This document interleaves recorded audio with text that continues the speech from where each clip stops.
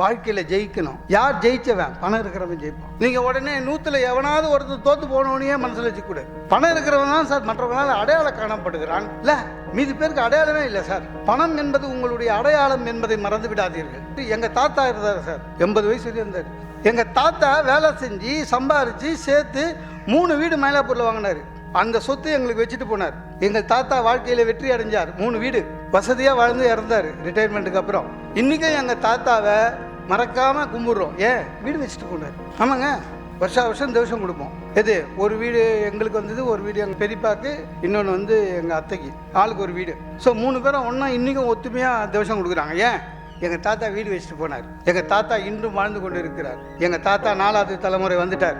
இல்லை அடுத்த இன்னும் 2 வருஷத்துல என் பையன் கொடுப்பான். அப்படியே போவோம். இன்னொரு விஷயம் தெரியுமா? எங்கள் தாத்தாக்கு ஒரு தம்பி இருந்தார். அவர் சின்ன வயசுல நேதாஜி சுபாஷ் சந்திர போஸோட படையில சேர்ந்தார். அவர் போட்டோ கூட வீட்டில் இல்லை.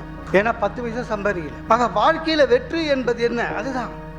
இந்த மாதிரி பிசினஸ் டிப்ஸை உடனடியாக தெரிஞ்சுக்கணுமா? அப்போ டக்குன்னு ரிச்னஸ் கிரியேட்டர் பேஜை சப்ஸ்கிரைப் பண்ணி மறக்காம பெல் ஐக்கானை கிளிக் பண்ணிருங்க.